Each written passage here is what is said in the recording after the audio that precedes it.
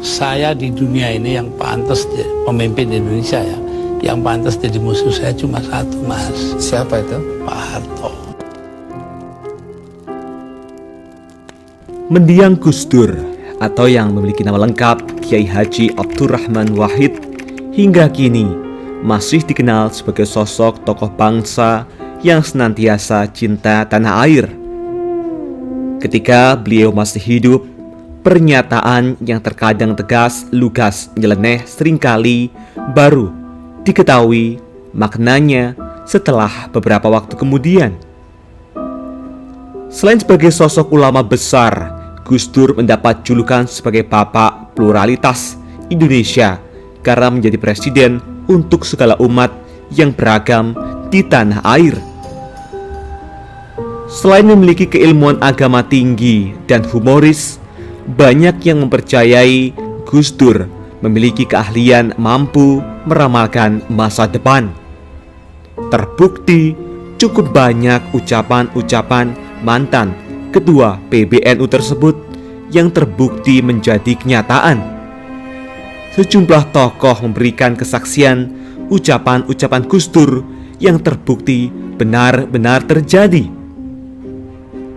Lantas, apa sajakah ucapan-ucapan Gus Dur tersebut mengenai masa depan dan akhirnya terbukti menjadi kenyataan? Mari kita simak ulasan selengkapnya hanya di Alikul Channel. Jangan lupa untuk selalu mendukung channel ini dengan klik tombol subscribe, nyalakan lonceng notifikasi karena semua ini gratis. Terima kasih.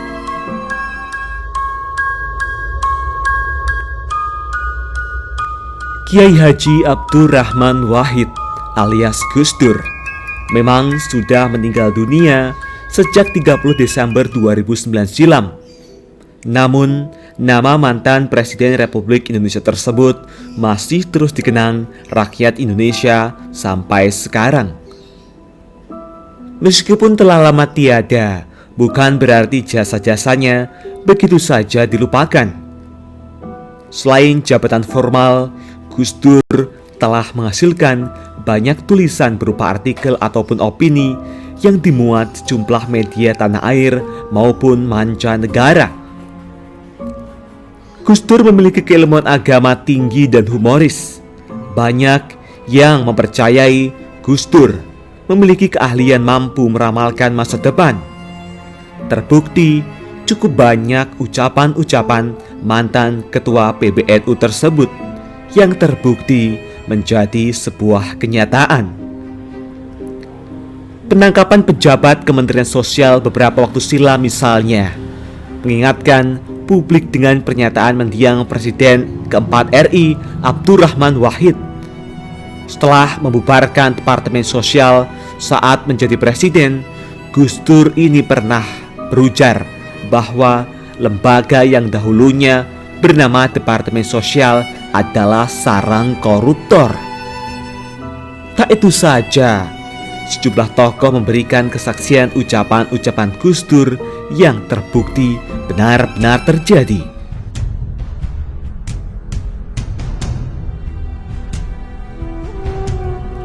Sebelum jauh melangkah mengenai apa sajakah ucapan atau ramalan Gus Dur yang benar-benar terbukti, mari kita sedikit selayang pandang mengenai Kiai Haji Abdurrahman Wahid.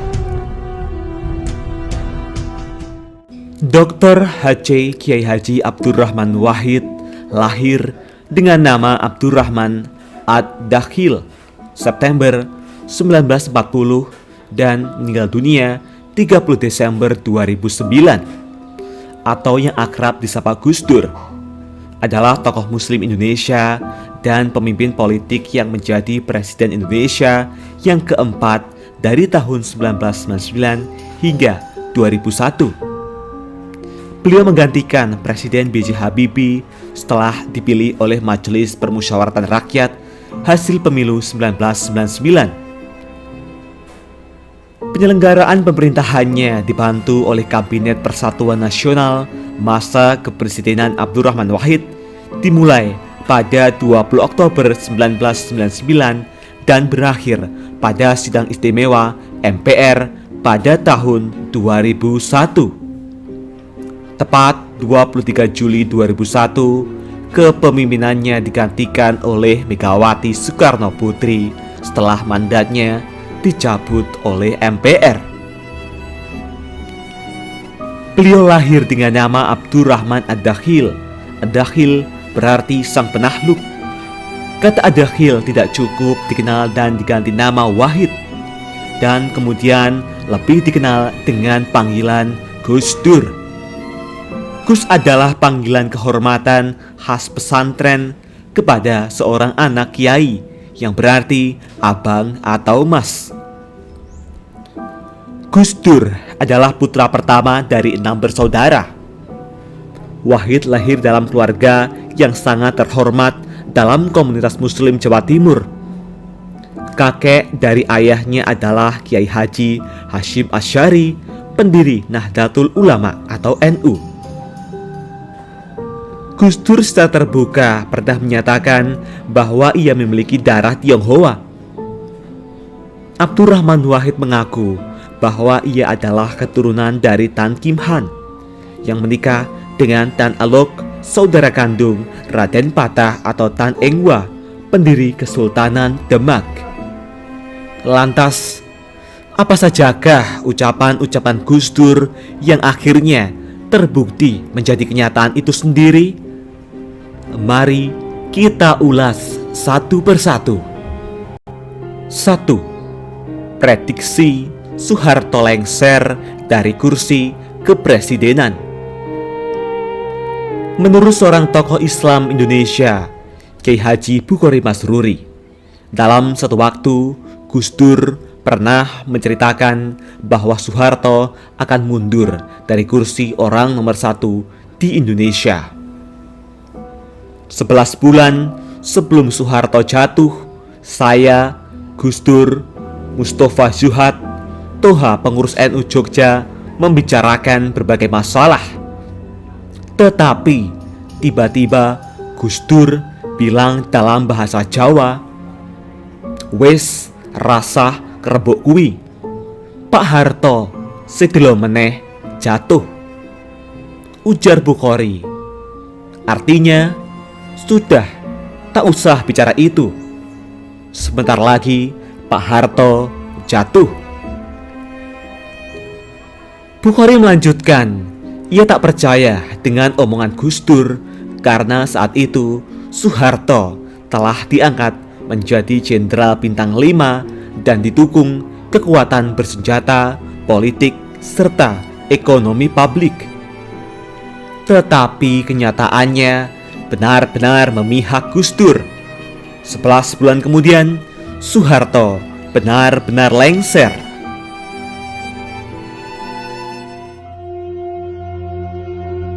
Kedua, prediksi dirinya sendiri jadi presiden. Menteri Koordinator Bidang Kemaritiman Luhut Binsar Panjaitan pun juga menceritakan kisah menariknya dengan Gus Dur.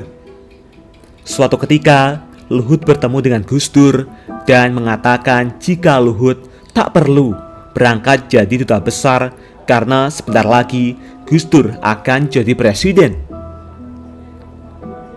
"Ini kiai saya ada 9, ada yang dari Lampung. Saya dapat bisikan kalau saya jadi presiden," ujar Luhut menirukan omongan Gus Dur.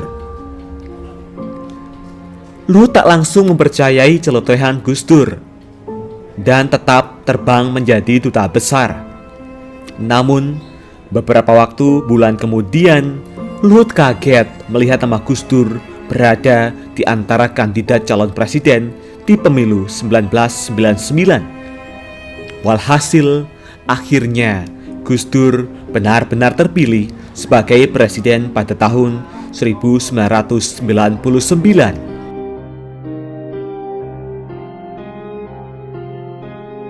Ketiga, pelengseran dirinya sebagai presiden. Ketika ditanya dalam sebuah acara stasiun televisi, siapa yang harus bertanggung jawab atas pelengseran dirinya sebagai presiden? Gus Dur menjawab, besok-besok akan terbukti oleh bangsa ini sendiri. Gus Dur saat itu menyebut nama dua tokoh nasional, dan kenyataannya belakangan dari buku Menjerat Gus Dur yang ditulis Firdika Rizky Utama menjawab semuanya. Nama-nama yang menjadi dalang pelengseran Gus Dur pun terungkap dalam buku itu.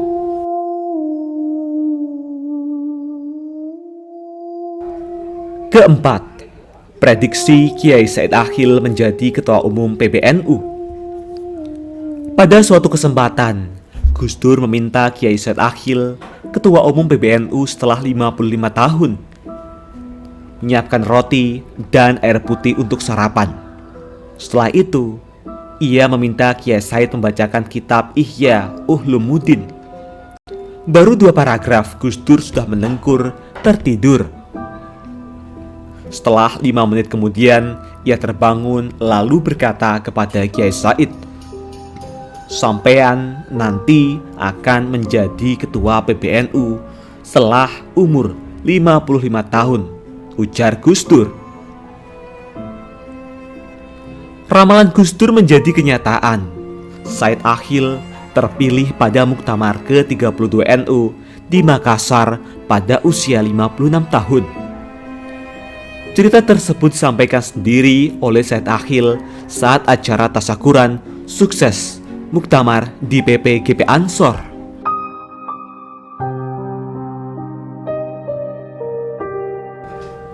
Kelima, prediksi Jenderal Sutarman jadi Kapolri. Selanjutnya adalah pengakuan dari Jenderal Sutarman saat haul Gus Dur keempat di Cianjur. Sutarman adalah ajudan Gus Dur saat beliau menjadi presiden.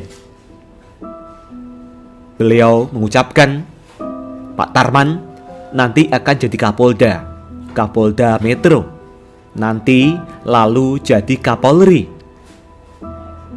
Alhamdulillah, apa yang diucapkan beliau terlaksana betul, ujar Sutarman. Karena merasa Gus Dur memang ahli menghibur orang, Sutarman waktu itu hanya tertawa mendengar perkataan Gus Dur. Jangankan menjadi Kapolri, bermimpi saja ia mengaku tidak pernah. Faktanya, tanggal 23 Oktober 2013, Sutarman benar-benar dilantik menjadi Kapolri oleh Presiden Susilo Bambang Yudhoyono.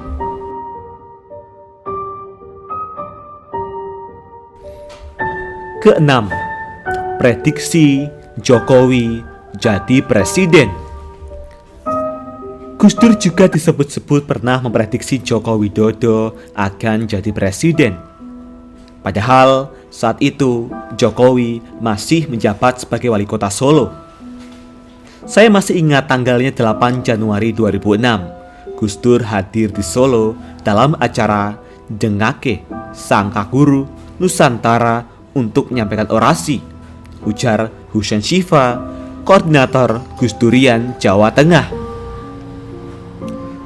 Menurut Husain Syifa, saat itu sebelum orasi Gus Dur, dialog bersama Kiai Haji Muslim Rifai atau Mbah Lim.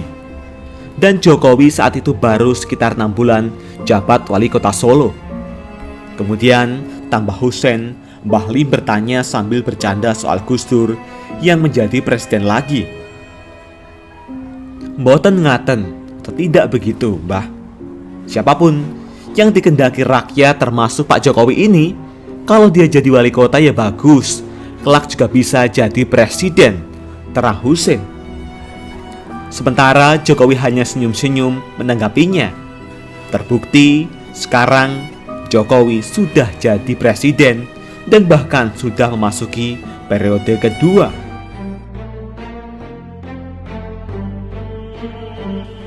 Ketujuh, prediksi Ahok jadi gubernur.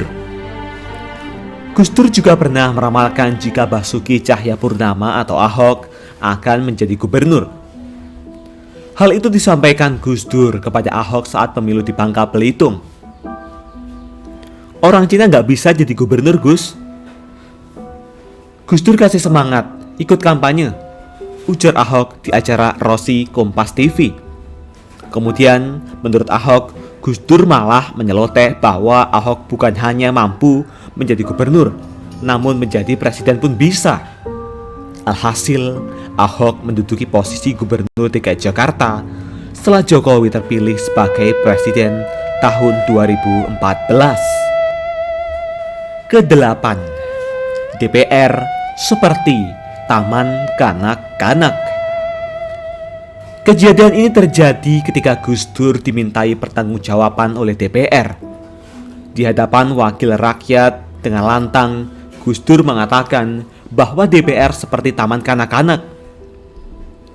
Jika dilihat keadaan sekarang, banyak memang mengatakan benar. DPR ibarat taman kanak-kanak, mulai dari kegiatan jalan-jalan, kunjungan kerja ibarat anak TK yang senang tamasya, belum lagi rebutan proyek seperti anak TK berebut mainan. Walau saat itu banyak anggota DPR yang tersindir, namun banyak pula yang setuju dengan celotehan Gus Dur.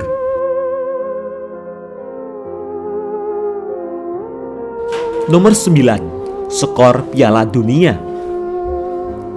Ketika muda, Gus Dur sangat menyukai permainan sepak bola. Gus Dur muda beberapa kali menulis di sejumlah majalah dan koran dan menganalisa pada sejumlah pertandingan sepak bola. Uniknya, Gus Dur pernah memprediksi skor pertandingan sepak bola antara Brasil dan Skotlandia pada ajang Piala Dunia tahun 1998, yakni akan berakhir 2-1 untuk Brasil. Walhasil, prediksi sangat tepat sasaran. Brasil memang menang dengan skor sesuai prediksi Gus Dur.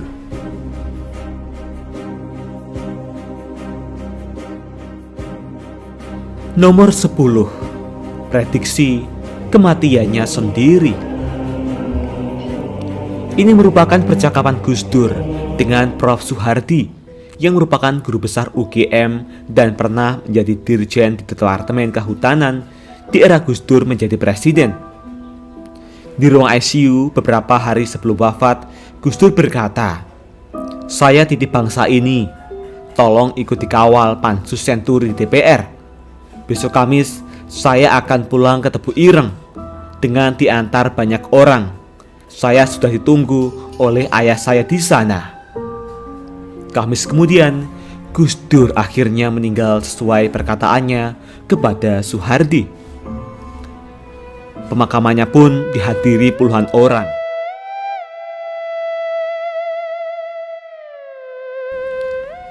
Itulah tadi 10 ucapan-ucapan Gus Dur yang akhirnya terbukti menjadi kenyataan. Sewajarnya kita selalu mengenang jasa-jasa beliau bagi bangsa ini, sembari mendoakan semoga beliau mendapatkan tempat terbaik di sisi Allah, Tuhan Yang Maha Esa. Bagaimana tanggapan Anda semua mengenai ucapan-ucapan Gus Dur yang benar-benar terbukti itu? Apakah Anda percaya? Tulis tanggapan Anda di kolom komentar. Jangan lupa like, subscribe, bagikan video ini, semoga bermanfaat, dan nantikan video terbaru selanjutnya hanya di Alikul Channel. Terima kasih.